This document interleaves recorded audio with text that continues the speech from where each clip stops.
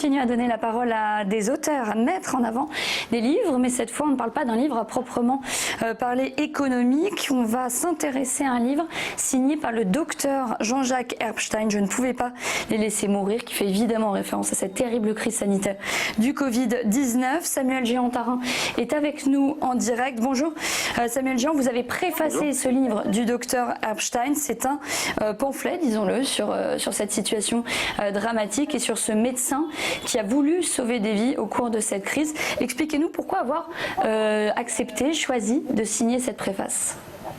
Bonjour Clotilde. Eh bien, écoutez, c'était une évidence. C'était une évidence puisque j'étais moi-même partie prenante dans ce que j'ai observé, pour moi, une guerre de l'information, clairement, qui est devenue cruellement binaire pendant tout ce confinement. Vous aviez d'un côté, clairement, on avait un parti pris médical qui était ouais, pour le coup, j'ai envie de reprendre le titre de Jean-Jacques Herbstein, consistait à laisser mourir les gens ou les récupérer aux urgences en détresse respiratoire, ce qui est assez aberrant, en tout cas ce que pas mal de gens ont trouvé aberrant, mais ça s'est manifesté essentiellement sur les réseaux sociaux. Alors évidemment, ça faisait aussi sujet à controverse au niveau des grands médias et la télévision. Mais on a quand même eu le sentiment que ça se passait essentiellement sur les réseaux sociaux, quoi. Le fait de s'opposer un petit peu à ce fameux hashtag restez chez vous et le dogme du confinement qui est devenu une forme d'idéologie obligatoire, qui était d'ailleurs obligatoire, en passant. Mais disons que les arguments n'étaient pas toujours très très bien étayés. Et voilà, donc moi j'ai pris le parti des médecins qui préféraient tout simplement soigner les gens, donc en dépistant, en isolant les malades et en traitant au mieux. On va parler de l'impact des réseaux sociaux avec votre propre livre que vous signez. Mais avant ça, Jean-David Haddad, où en est la vente de ce livre du docteur Herbstein? Alors déjà, ce livre du docteur Herbstein, je ne pouvais pas les laisser mourir. Moi, je dirais que je ne pouvais pas laisser passer cette crise sans que quelqu'un puisse crier, sans que quelqu'un puisse s'exprimer, faire un vrai cri, un généraliste qui était sur le terrain, qui a voulu soigner et qui n'a pas appliqué les consignes officielles et qui prend des risques en écrivant ce livre. Je ne pouvais pas laisser passer ça. Le livre est en vente actuellement sur notre site JDH Éditions, mais il est en pré-vente seulement parce qu'il n'est pas encore officiellement sorti. On va le trouver d'ici la fin de la semaine, d'ici, le 20 juin, il sera en vente partout, chez tous les libraires, et je pense qu'il va s'arracher puisqu'il y a énormément, déjà beaucoup de vos confrères qui sont dans les starting blocks pour parler de ce livre et de tous les autres livres qui vont sortir d'ailleurs de médecins qui vont raconter des choses. L'omerta médicale va être levée, d'ailleurs ce livre contribue à lever l'omerta médicale. Et Samuel, qui a écrit un autre livre dans la maison, a préfacé celui-ci. D'ailleurs il va nous parler de cet autre livre. Exactement, Aimez-vous les uns les autres, publié sous un pseudo. C'est une sociologie des réseaux sociaux, du like, du j'aime, évidemment qu'on connaît bien. Il y a plusieurs types de likes, plusieurs types de j'aime. Expliquez-nous, Samuel Géant, pourquoi vous avez choisi ce thème? Permet de vous reprendre, ma chère Clotilde, c'est une sociologie de comptoir. Donc c'est une sociologie, on va dire, rigolote, une sociologie de comptoir virtuelle. Donc ce thème, c'est tout simplement de l'observation d'un utilisateur quotidien, en l'occurrence de Facebook, qui, ça faisait quelques années que j'avais cette idée en tête, et du coup l'idée c'était de reprendre tout simplement le prisme de l'utilisateur régulier au moment où il clique sur j'aime. Quelles sont les motivations sociales, les truchements cognitivo-comportementaux? Pourquoi cliquer sur j'aime? Voilà. D'où le j'aime unanime, le j'aime fourbe, le j'aime ta femme. Alors évidemment c'est une satire, donc j'ai pris le parti de l'humour.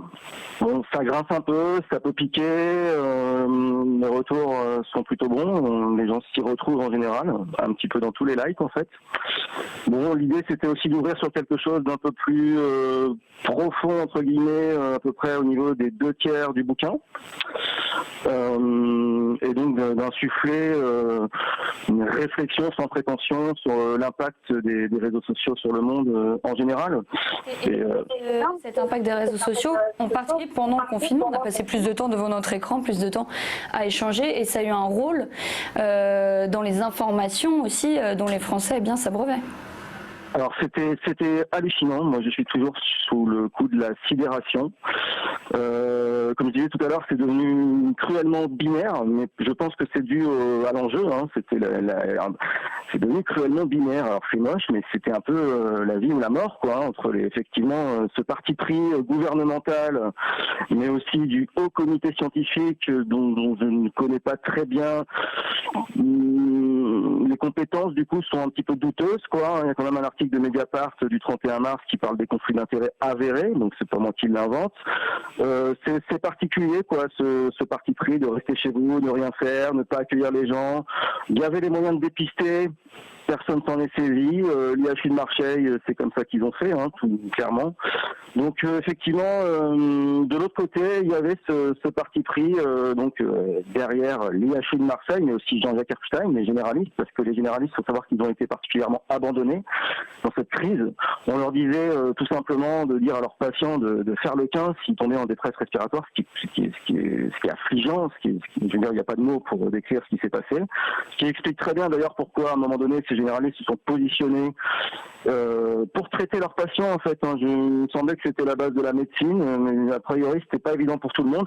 Alors je me pose encore la question, quel était le projet, quel était le projet de fond, pourquoi aussi tout un tas de gens de manière massive ont suivi ce rester chez vous comme ça sans ne serait-ce que s'ériger sur les réseaux sociaux, justement, puisqu'on était quand même assez minoritaire, hein, finalement. Alors ça a fait du bruit parce qu'effectivement il y a le professeur Raoult qui a une certaine aura. Personnellement, je le suivais déjà auparavant parce que j'ai un petit passif en tant que sociologue formé au champ médical, alors de formation, hein, tout simplement.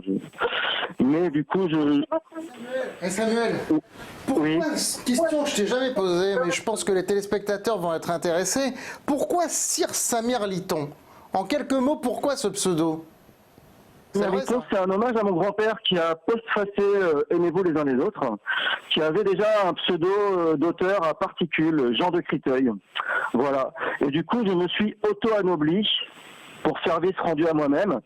Sir Samir Litton, il faut savoir que c'est aussi un jeu de mots, c'est-à-dire que dans Samir Litton, il y a Mirliton. Donc c'est un mélange de noblesse et de bouffonnerie. Voilà, moi ça m'a fait rire, mais je suis un petit peu tout seul avec ma vanne, puisqu'en général, personne ne la comprend. Okay. Mais bon, je vous en prie. C'était le premier numéro des Pros de l'écho, Jean-David Haddad. Je vous laisse le mot de la fin pour conclure cette première émission. Qu'est-ce que vous en avez pensé, vous? Que ça avait été vaste et très riche en informations. Ouais. Et Frédéric? Moi, j'ai trouvé votre analyse macroéconomique passionnante et je partage largement vos constats. Ouais, bah, moi aussi, je partage tout ce qui a été dit. Bah, j'espère que ça a amené en tout cas un éclairage un peu différent de ce qu'on entend dans les médias traditionnels à vos téléspectateurs, que je salue au passage. Et puis, écoutez, nous allons vous retrouver d'ici 3 mois pour à la fois parler du contexte économique, refaire un petit point sur l'économie et puis présenter de nouveaux auteurs de la maison JDH Édition, à la fois auteur économique et puis auteur littéraire. Le rendez-vous est pris dans 3 mois après les vacances. On fera un point sur ce qui s'est passé pendant les vacances. Pour un nouveau numéro des Pros de l'écho. Merci Jean-David Exactement. Haddad. À très vite.